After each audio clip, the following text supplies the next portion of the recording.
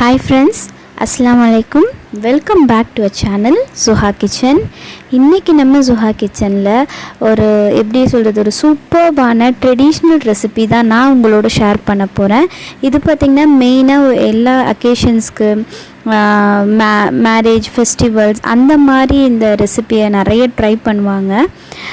நம்ம கிச்சனை first time பார்க்குறவங்க மறக்காமல் சப்ஸ்கிரைப் பண்ணிவிடுங்க. இது பார்த்திங்கன்னா இந்த டிஷ் பார்த்திங்கன்னா மெயினாக வந்து அரிசி மாவு வச்சு தான் நம்ம செய்ய போகிறோம்.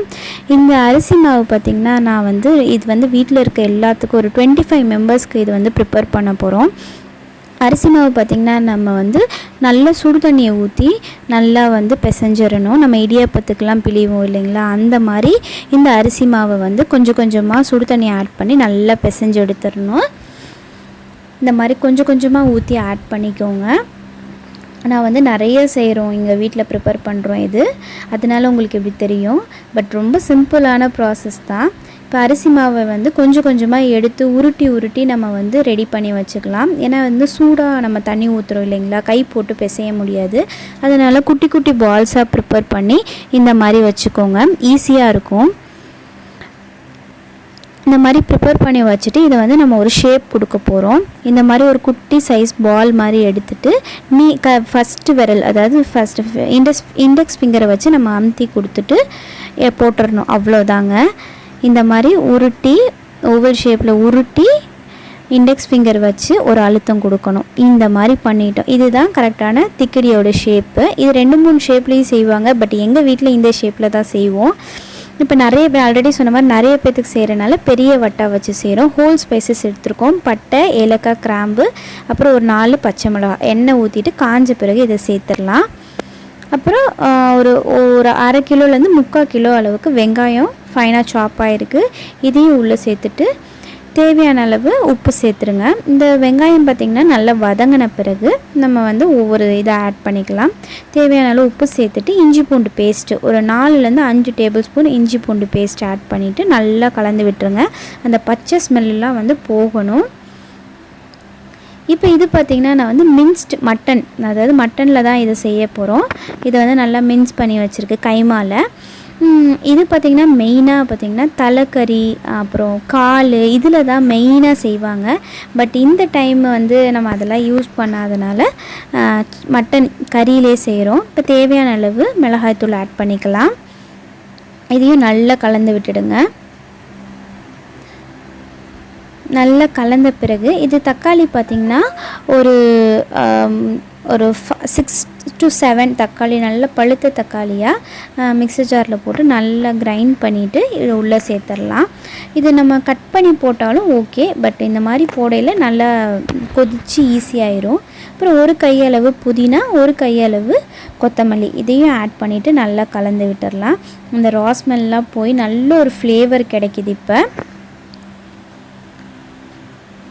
இது ரொம்ப ரொம்ப ட்ரெடிஷ்னலான ரெசிபி. டேஸ்ட்டு பார்த்திங்கன்னா ரொம்ப ரொம்ப சூப்பராக இருக்கும். அப்புறம் கொஞ்சமாக ஒரு 4லேருந்து 5 டேபிள் ஸ்பூன் தயிர் சேர்த்துக்கோங்க. இதோட கம்ப்ளீட் ப்ராசஸ் பார்த்திங்கன்னா நம்ம குருமா தாளிக்கிறோம் இல்லைங்களா, அதே ப்ராசஸ் தான். பட் குருமாவில் நம்ம தேங்காய் அரைச்சி பாலாவோ தேங்காவோ ஊற்றுவோம். பட் இதுக்கு நம்ம தேங்காய் ஊற்ற மாட்டோம். இப்போ இதுக்கு தேவையான அளவுக்கு தண்ணி ஊற்றிக்கலாம். தண்ணியோட ரேஷியோ பார்த்திங்கன்னா இப்போ ஒரு டம்ளர் நம்ம மாவு எடுத்துருக்கோன்னா 2.5 டம்ளர் தண்ணி எடுத்துக்கணும். 1:2.5 ரேஷியோவில் இதுக்கு தண்ணி அளந்து நம்ம ஊற்றிக்கணும். அளந்து எல்லாம் ரெடியாக இருக்கனால அப்படியே ஊற்றிட்டோம். இப்போ பாருங்கள், திக்கடிலாம் நல்லா உருட்டி நீட்டாக அரேஞ்ச் பண்ணி எல்லாம் இதாக இருக்குது. இப்போ இதை கொஞ்சம் கொஞ்சமாக நம்ம தண்ணி கொதித்த பிறகு ஆட் பண்ணிக்கலாம். பாருங்கள், கொஞ்சம் கொஞ்சமாக பேட்சாக ஆட் பண்ணிட்டோன்னா ஒன்று சேராமல் கட்டி ஆகாமல் இருக்கும் நமக்கு. அது இல்லாமல் இதை நிறைய செய்கிறதுனால கொஞ்சம் கவனமாக செய்கிற மாதிரி இருக்குது. இந்த மாதிரி உதுத்து விட்டு நம்ம கொதித்த தண்ணியில் இதை ஆட் பண்ணிவிட்டு நல்லா கலந்து விட்டுடுங்க. இப்போ பாருங்கள், நல்லா கலந்து அந்த எண்ணெய்லாம் நல்லா பிரிஞ்சு ரொம்ப ரொம்ப பார்க்கவே ரொம்ப அழகாக இருக்குது இந்த திக்கடி.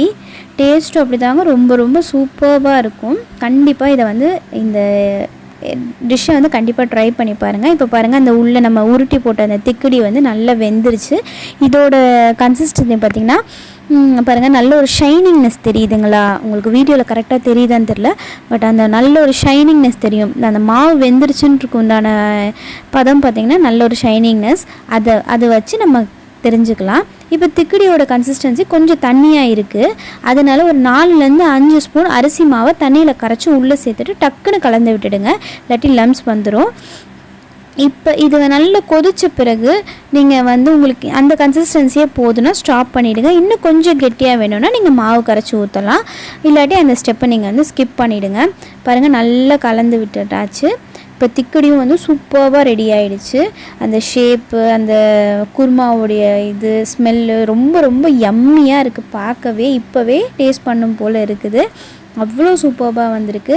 கண்டிப்பாக இந்த ரெசிபியை ஒரு டிஃப்ரெண்ட்டான ரெசிபியை ட்ரை பண்ணிவிட்டு எப்படி இருக்குன்னு நம்ம கிச்சனுக்கு மறக்காமல் கமெண்ட் பண்ணுங்கள். ரொம்ப ரொம்ப ரொம்ப சூப்பர்பான ரெசிபி. கண்டிப்பாக வந்து இது குழந்தைங்களுக்குலாம் செஞ்சு கொடுத்தா டிஃப்ரெண்ட்டாக இருக்குன்னு கண்டிப்பாக ட்ரை பண்ணுவாங்க.